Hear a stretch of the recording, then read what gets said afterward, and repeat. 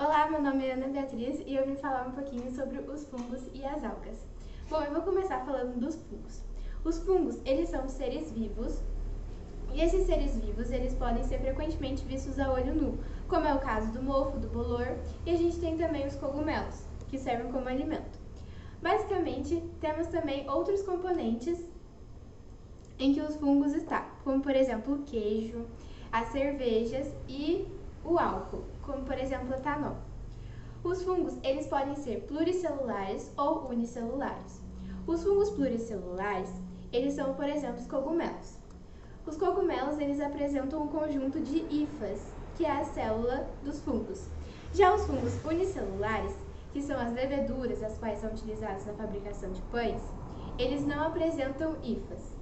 Todos os fungos apresentam uma parede celular de quitina e, por isso, são um pouco mais resistentes. Eles se diferenciam das plantas porque armazenam glicose na forma de glicogênio, sendo que as plantas armazenam essa glicose na forma de amido. O seu mecanismo de reprodução são os esporos, que são liberados pelos fungos, os quais são resistentes, mas conseguem ser levados pela água ou então pelo vento. Nós temos a reprodução por esporulação, onde temos o processo chamado esporulação, no qual são produzidos os esporos, os quais são sempre haploides e produzidos por meio de mitoses. Esses são levados por meio da água ou do vento, até que se encontram no solo úmido e rico em matéria orgânica, onde ocorrerá a sua germinação, formando seu corpo de frutificação, onde está o micélio reprodutor. Outra forma de reprodução que temos ocorre quando a fusão dessas hifas. Quando ocorre a fusão dessas hifas, nós temos a formação de núcleos diploides. Esses núcleos diploides resultam na produção de esporos por meio de meioses. Além disso, temos a reprodução por brotamento e também temos a reprodução por fragmentação.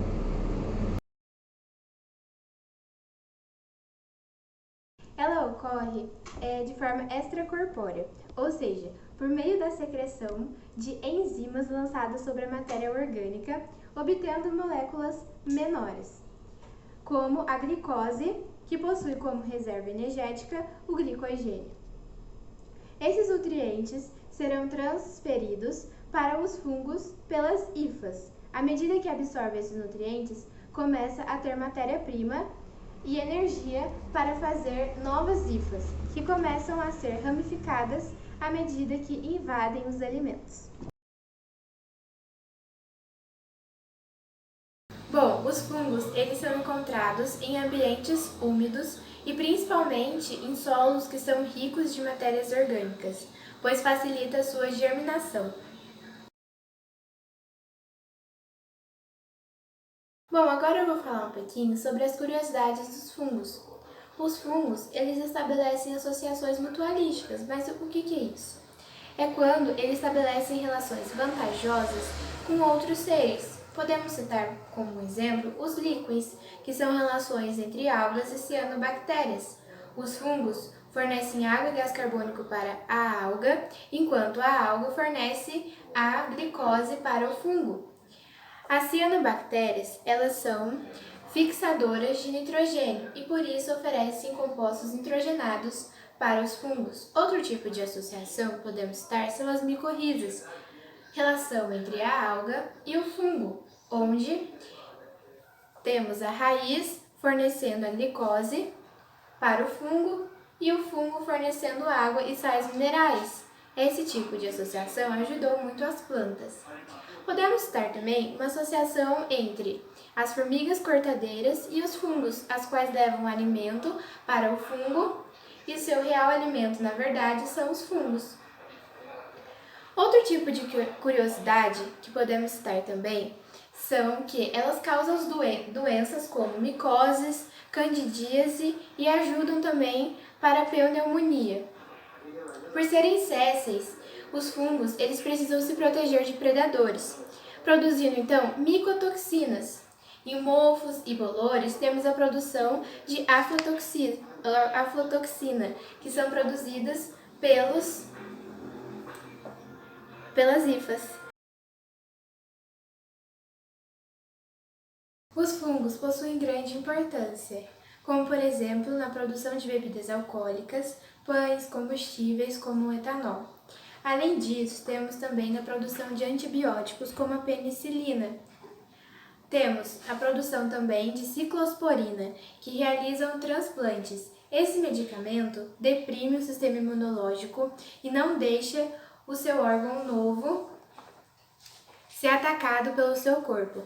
Além disso, temos a reciclagem de matéria da natureza. Os sais minerais voltam para o solo graças aos decompositores, que são esses fungos. E, além disso, na alimentação, por serem fontes de proteína e sais minerais. Como eu já disse anteriormente, eles estão presentes no queijo, na cerveja, em muitas partes do nosso cotidiano. Agora eu vou falar um pouquinho sobre as algas.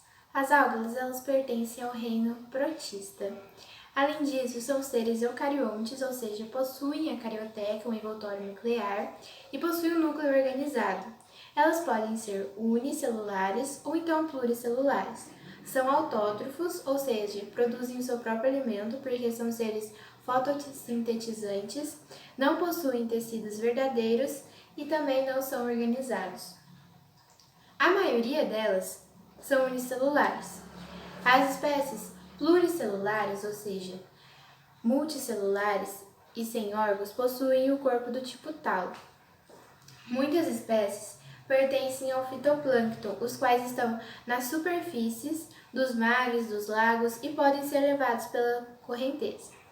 Depois nós temos os fitobentos. Os fitobentos, eles são encontrados bem no fundo do mar e em qualquer outro ambiente aquático, como os corais, as esponjas. As algas podem ser encontradas em ambientes principalmente aquáticos, mas também vivem sob troncos, rochas, neve, solo úmidos e em vários ambientes que estamos no nosso dia a dia. Extrema importância para o planeta em que vivemos.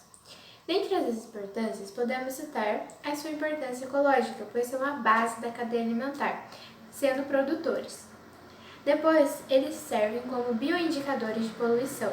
São escolhidas devido à sua sensibilidade com a tolerância de excesso de nutrientes e alterações de pH. Tem grande participação também no ciclo do carbono, já que absorvem o carbono para realizar a fotossíntese e eliminam o oxigênio. Sua taxa fotossintetizante é muito alta, ela armazena amido e o que sobra ela solta no ar. É ela quem abastece as florestas de oxigênio do mundo que vivemos. Possui uma associação mutualística com os fungos chamados de líquens. Os fungos fornecem água e sais minerais e gás carbônico para a alga, e a alga fornece a glicose. Tem um coloide que forma a espirulina. A espirulina é um medicamento utilizado para o tratamento da obesidade. Essas são algumas das importâncias do fungo, fora que temos muitas variedades de importâncias nesse mundo. Agora eu vou falar um pouquinho uma curiosidade das algas.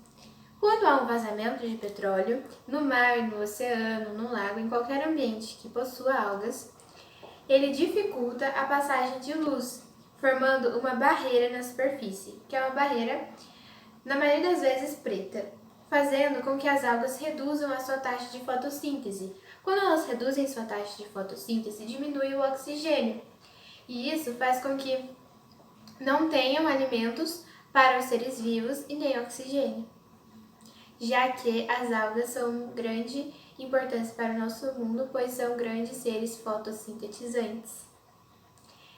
É isso, obrigada que você tenha gostado do meu trabalho e beijos e abraços!